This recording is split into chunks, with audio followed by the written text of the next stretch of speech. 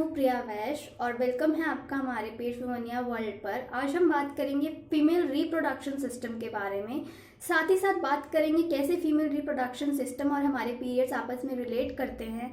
साथ ही साथ सुनेंगे और समझेंगे कुछ मिथ और कुछ टाबूज के बारे में जो इंडिया में पीरियड्स को लेके बहुत ज़्यादा फेमस है।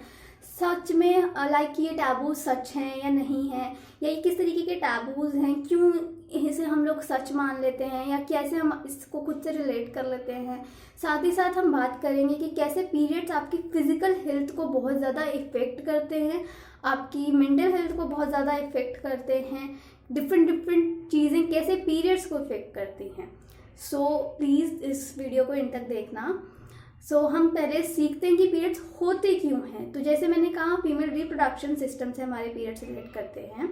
तो हमारे पीरियड्स बेसिकली क्या होते हैं, क्यों होते हैं और किस तरीके से होते हैं, क्या रीज़न है और क्यों ऐसे बोला जाता है कि अगर आपके पीरियड्स नहीं हो रहे हैं तो आप बेबी कंसीव नहीं कर सकते हैं। तो हमारी फीमेल रिप्रोडक्शन सिस्टम में हमारे अंदर दो ऑर्गन्स होते हैं हमारे, या फिर फीमेल रिप्रोडक्शन सिस्टम के दो पार्ट्स होते हैं जिसे हम लोग ओवरीज बोलते हैं। मंथ में एक बार एक ओवरी एग बनाती है और नेक्स्ट मंथ दूसरी ओवरी एग बनाती है। लाइक अगर आपको इस महीने आपकी राइट ओवरी ने एग बनाया तो नेक्स्ट मंथ आपकी लेफ्ट ओवरी एग बनाएगी। ठीक है, वो एग मैच्योर होगा और आपकी ओवरियन वॉल जो होती है वो ब्रेक होएगी। ठीक है, ये हमारी ओवरीज की वॉल्स का करेक्टरिस्टिक्स होता है कि जब कोई एग मैच्योर होता है वो खुद टूट जाती हैं, एग वहाँ से निकल जाता है एंड देन वो फिर से रिपेयर हो जाती हैं।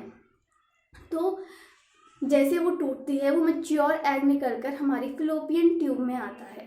अब जो वो एग है वो मूवमेंट नहीं कर सकता है, वो उसको यूट्रस तक पहुंचाने के लिए कोई और रास्ता नहीं होता है। तो हमारी फिलोपियन ट्यूब्स के अंदर थ्रेड लाइक स्ट्रक्चर्स होते हैं जो इस तरीके से पतले थ्रेड्स होते हैं और पूरी फिलोपियन ट्यूब को कवर करते हैं यूट्रस तक। तो उस पर वो एग स्लाइड करता हुआ यूट्रस तक पहुंचता है, उसको हम लोग सिलिकास बोलते हैं। ठीक है, तो जब वो एग यूट्रस तक पहुंचता है वो 5 to 7 डेज आपके यूट्रस में पड़ा रहता है फॉर वेटिंग कि स्पर्म से शायद उसका मेट हो जाए और बेबी कंसीव हो जाए, वो जाइगोट बन जाए और फिर उसके बाद एक मैच्योर फीटस में डेवलप हो जाए। 5 to 7 डेज के पीरियड में एग आपके यूट्रस में पड़ा रहता है।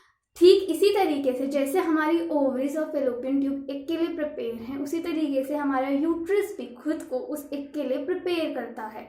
हाउ? अब जब अगर वो एग बेबी बनता है तो वो वेट गेन करेगा, हमारा यूट्रस या हमारी बॉडी उतने वेट को गेन करने के लिए उस टाइम पे प्रिपेयर नहीं होती। दैट्स वाई हमारा यूट्रस खुद के अंदर एक वॉल लाइक स्ट्रक्चर को, लाइक यूट्रिन वॉल के आसपास एक वॉल को बनाता है जिसको एंडोमेट्रियम कहते हैं। ये हमारे ही अंदर से यूज़ किए गए सेल्स और हमारे ब्लड और म्यूकस से स्पेशली बनी होती है। बहुत ही झिल्लीदार और बहुत ही चिकनी सतह होती है जो यूट्रस के आसपास बन जाती है एग को संभालने के लिए, कि यदि वो एग जाइगोट बनता है, यदि वो एग डेवलप्ड होता है तो उससे आने वाले बाहर को आपका यूट्रस संभाल पाए, इसलिए वो वॉल बनती है। लेकिन जब ऐसे नहीं होता, 5 to 7 डेज तक जब आपके रिप्रोडक्शन सिस्टम में स्पर्म एंटर नहीं होता, एग से मेटिंग नहीं होती है, तो आपका वो जो एग है वो ब्रेक कर जाता है। ठीक है, ब्रेक करने के साथ साथ हमारे यूट्रस को ये पता लग जाता है कि अब बेबी कंसीव नहीं होगा, तो हमारे अंदर की जो वो वॉल है, जो हमारी यूट्रिन वॉल है, वो भी ब्रेक कर जाती है, वो भी टूटने लगती है और ये सब चीज़ें ब्लड के साथ मिलकर हमारी वेजाइनल ओपनिंग से बाहर आ जाती है। इसको हम लोग बोलते हैं पीरियड्स।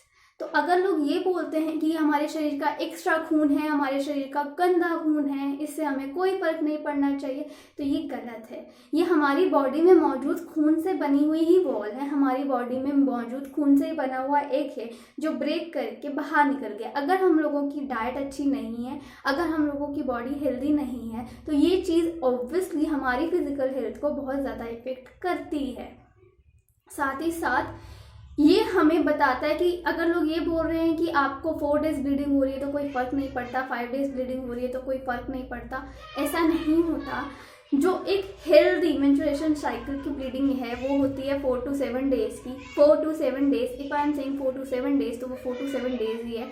अब 4 को 5 पर नहीं लेकर जा सकते हो, सॉरी, आप 4 को और आगे नहीं लेके जा सकते हो 7 से कि आपको 8 डेज ब्लीडिंग हो रही है तो भी आप नॉर्मल हो, आपको 10 डेज ब्लीडिंग हो रही है तो भी आप नॉर्मल हो। नहीं, ऐसे नहीं होता। या आपको 4 डेज से कम ब्लीडिंग हो रही है, लाइक आपको 2 डेज स्पॉटिंग हुई है और फिर आपको ब्लीडिंग बंद हो गई है, या आपको 3 डेज स्पॉटिंग हुई है फिर आपको ब्लीडिंग बंद हो गई, तो भी ये चीज़ नॉर्मल नहीं है। खून का सिर्फ आ जाना आपकी वेजाइनल ओपनिंग से ये नॉर्मल पीरियड नहीं है, ये नॉर्मल मेंस्ट्रुएशन साइकिल नहीं है।